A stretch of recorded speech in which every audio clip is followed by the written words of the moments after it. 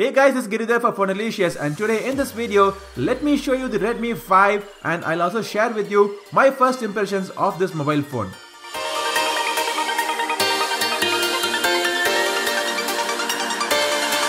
A big shout out and thanks to Rev Atlas Sandeep for making this video possible. Redmi 4 was a huge success last year for Xiaomi and it was a good mobile as well. Following the Redmi 4, we have its successor in the market coming soon to India. Inside the box, you would get a 5V 2A charger, a SIM adapter, a soft TPU gel case, micro USB cable, manuals and the Redmi 5. The mobile phone has got a fingerprint sensor on the back, mostly for the reason that it has a full vision display.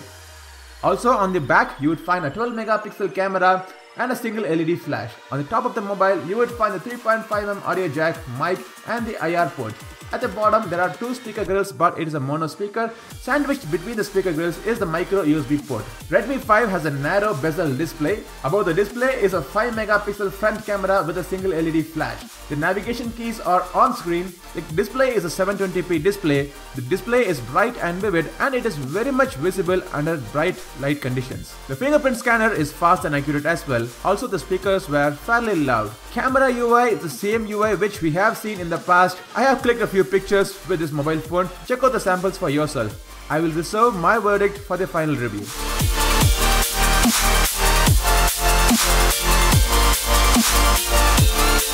Xiaomi's Redmi 5 is now running on Android 7.1.2 with MIUI 9.1 on top of it.